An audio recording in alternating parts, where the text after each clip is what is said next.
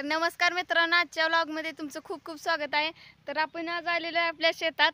तर आम्ही आहे ना केळीची झाडे लावलेत, तुम्हाला बघायचेत का? हे आहे केळीचं रोप आणि त्यात आम्ही मका पण लावलेली आहे।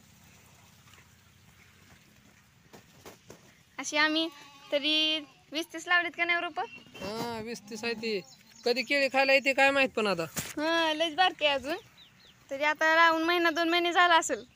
महिना झाला, 2 महिने नाही ग। होय। हा पण छान आली केळी। आता कमेंट करून सांगा केळी कशी आली कशी नाही ती। लय कष्टानं लावली बघा। हा इथं पण लावली केळी, ही छोटे छोटे लावले सगळं थोडं थोडं। आणि आमच्यात चुका पण लावलाय आम्ही, चुका लावल्या, टमाट्याची रोपं लावले, सगळं सगळं लावले। सगळं म्हणजे जास्त काय नाही लावलं, एवढंच लावले। आणि मी जर आजारी पडले का नाही, ह्यांनी केळी आणि वडापाव नक्की घेऊन येतात। कारण मी दवाखान्याला जर नाही का गेले तर केळी आणि वडापाव खाल्ले की मग मनानेच नीट होते। त्याच्यामुळं आम्ही केळीची रोपं लावलेत। तर तुमच्यात आहेत का नाही ते नक्की कमेंटमध्ये सांगा। कुणाकुणाच्यात केळीची रोपं आहेत ते सांगा बरं का। आणि कुणाकुणाला केळी खायला आवडते आणि तुमची आवडती फळ कुठलं ते पण सांगा।